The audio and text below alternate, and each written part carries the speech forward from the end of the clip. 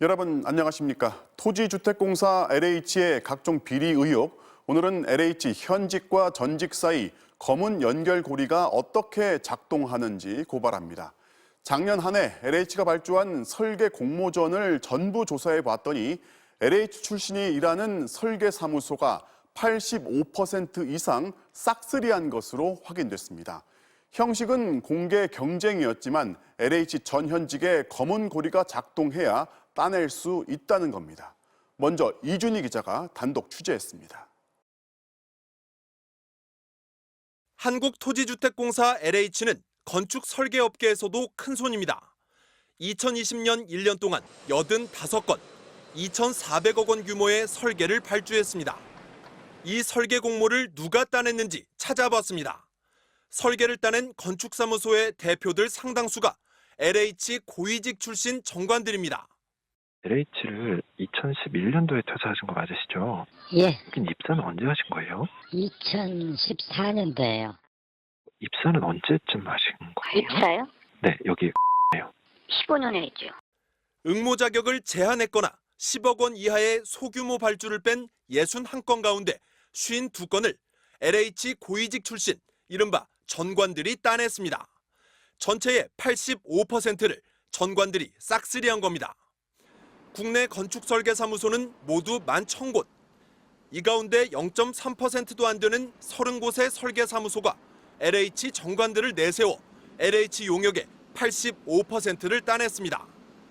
오시기 전에 하나 붙었을 거예요, 아마. 대표님 오신 이후에 한 6개인가 7개 된 것 같은데. LH의 설계 공모는 7명의 심사위원들이 점수를 매겨 결정합니다. 이 7명 가운데 5명은 교수 같은 외부 심사위원이고 2명은 LH 내부 직원들이 심사위원으로 들어갑니다. 정관의 역할은 바로 이 현직 후배들을 포섭하는 겁니다. 현직들한테 들어가신 거좀 도와주라고 이렇게 전화할 수 있는 거 아닙니까? 다른 사람은 안 하나.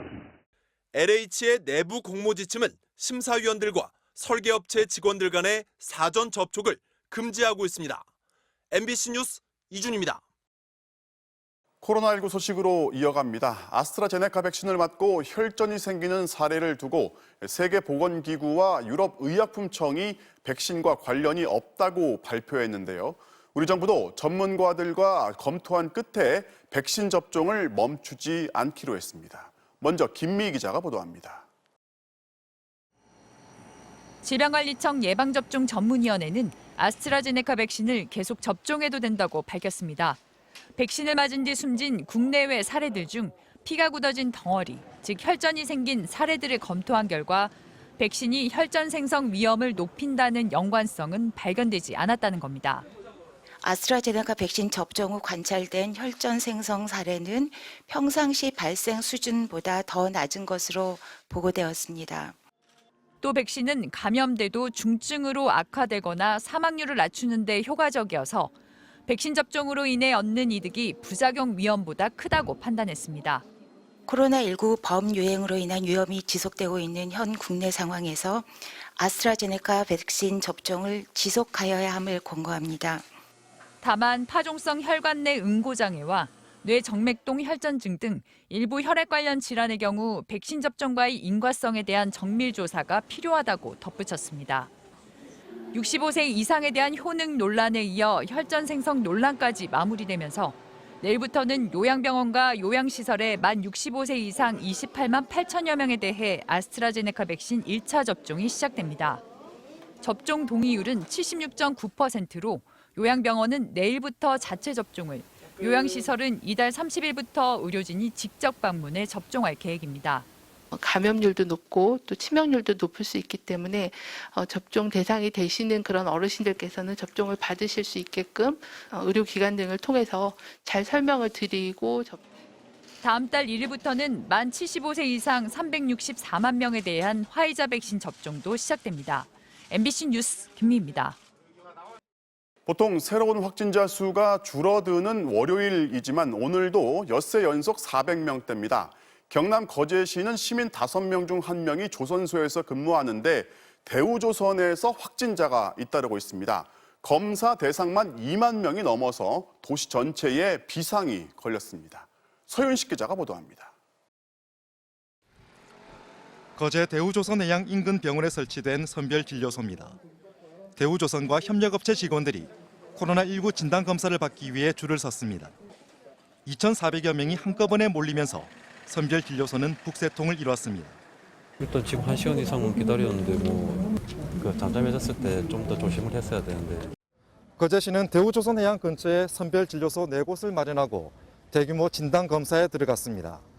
일반 시민을 합쳐서 총 3,000여 명 정도가 될 것으로 예상을 하고 있습니다. 그래서 그거에 대비해서 저희가 장비를 보강해서 최근 이 조선소에선 68명의 확진자가 대거 속출했습니다. 연쇄 감염이 우려되자 대우조선해양은 오늘 하루 조업을 전면 중단했습니다. 조업 중단이라는 게 경민적으로 상당한 손실을 부담하는 부분이지만 일단 방역에 최선을 다한다는 차원에서 조선소가 멈춰서자 인적이 끊기면서 인근 상권도 얼어붙었습니다.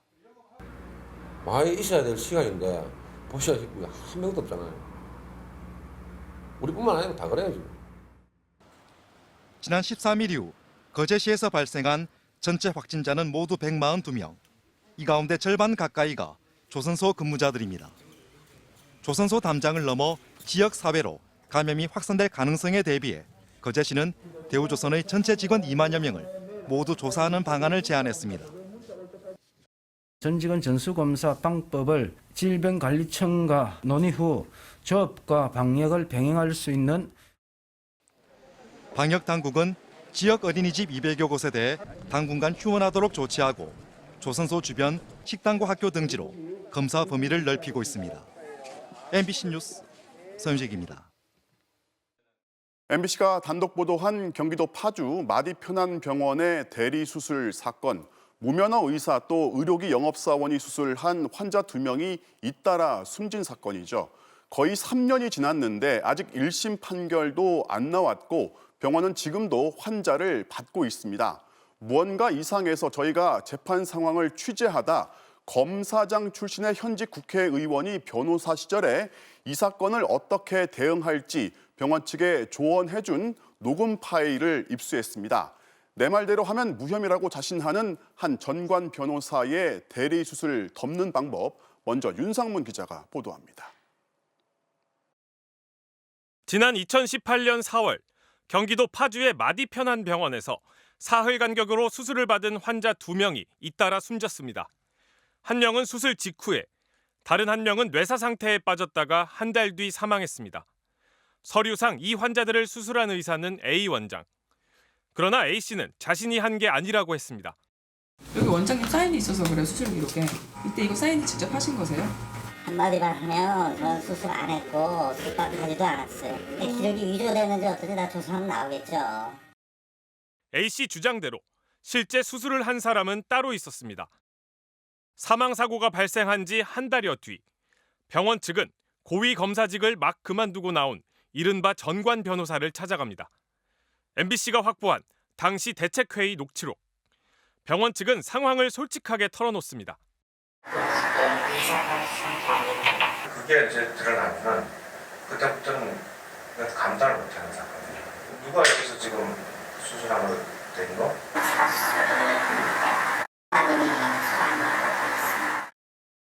의료기구상이 대리수술을 한 두 번째 사망자도 설명합니다. 처음 시작한 데부터 끝까지 다 거의 이봐. 아직 진행 과정이 아직 그 실력이 안 되는구나. 상황을 파악한 변호사는 경찰과의 관계, 그리고 수술 일지 조작 여부를 확인합니다. 서부서는 어쨌거나 김 원장이나 이 황 원장께서 네트워크 있잖아. 그죠? 그 수술 일지는 기본적으로 병원에서 다 셋업을 다시 다 해놓다는 거. 그러나 병원은 관련 서류를 미처 조작하지 못했다고 털어놨습니다. 변호사는 그럼 A 원장이 했다 하라고 조언합니다. 이 나서서 하면은 나서서 막아주면은 가능해요. 했습니다. 했는데 나도 모르겠습니다라고 가면 돼. 왜 그런지 모르겠는지. A 원장이 뒤집어쓰기만 하면 10중 8구 무혐의라고도 자신합니다. 원장이 감당을 했을 때 선임이 가능한 거지. 내가 선임을 해가지고 내가 끌고는 가. 그리고 무혐의까지 오케이. 내가 예상한 흐름으로 갈 거야, 시점 말고. 그러면서 금전적 보상을 해주라고 합니다. 그에 대한 상황 페이백이 있어야지. 김원장이 버티라고 하는 거를 누가 하냐. 김원장이 해주셔야 됩니다. 그런데 변호사 윤리장전은 의뢰인의 범죄 행위에 협조하지 않고 거짓 증언을 시키지 않는다고 돼 있습니다. 이를 의식해서인지 자신은 끌어들이지 말라고 거듭 당부합니다. 어느 정도 페이백을 해가지고 약속을 하고 끌고 가는 거지. 그건 나한테 들은 거 아니야? 변호사 하시는 범위는 거기가 아니라 말이야. 그걸 우리가 해주면은 범죄를 은폐하는 공범이잖아. 변호사는 A 원장만 설득하면 의료사고가 보통 그렇듯 무혐의가 될 거라고 재차 강조합니다. 입증이 안 되면 뭘 하냐면 제일 먼저 그 의료협회에 제 자문을 하는 형태로 갈 거야. 의료협회가 내가 알기로는 좀 특이사항 없다. 대부분 여기서 의사과실, 입증, 곤란 이런 식으로 할 거라고. 의료협회 다 이렇게 하잖아. 이 같은 조언을 해준 변호사는 21대 국회에 입성해 현재 국민의힘 원내 부대표와 법제사법위원 등을 맡고 있는 국회의원 유상범 씨입니다. 무면허 의사와 영업사원으로부터 불법 수술을 받은 환자 2명이 숨진 사건. 이를 은폐하는 방법을 조언해준 유 씨는 창원지검장을 거쳐 광주고검 차장검사 자리에서 퇴임한 지 1년도 안 된 전관 변호사였습니다. MBC 뉴스 윤상문입니다. 지난달 최악의 산불을 겪은 호주에서 이번엔 60년 만에 기록적인 폭우가 쏟아졌습니다. 도시 대부분이 물에 잠기면서 주민 18,000여 명이 대피했고 천문학적인 재산 피해가 발생했습니다. 보도에 서혜영 기자입니다. 호주 시드니 지역 전체가 거대한 호수로 변했습니다. 대중교통은 마비됐고 경찰차까지 물속에 반쯤 잠겨 헤엄치듯 움직입니다. 고립된 시민들은 보트나 헬기를 통해 가까스로 탈출합니다. 강을 건너려던 캥거루 한 마리는 거센 물살에 휩쓸렸다가 용케 헤엄쳐 건너편으로 뛰어 올라갑니다. 사람뿐 아니라 가축 수십 마리도 오도 가도 못합니다. 물속에서 건져낸 말을 살리기 위해 여러 명이 심폐소생술을 하는 모습도 포착됐습니다. 폭우의 시드니의 주 식수원인 와라감바 댐이 넘치면서 60년 만에 물난리가 났습니다. We've had the worst flooding since 1961, where the river levels at Penrith actually peaked yesterday afternoon at a level higher than 61. 다행히 사망자는 확인되지 않았지만 주민 18,000여 명이 대피했습니다. 재산 피해가 엄청나 홍수 피해 보상을 신청한 금액만 1,430억 원에 달합니다. We moved everything out as well as the two houses next door. Got everything out of the place, and then we just sit and wait.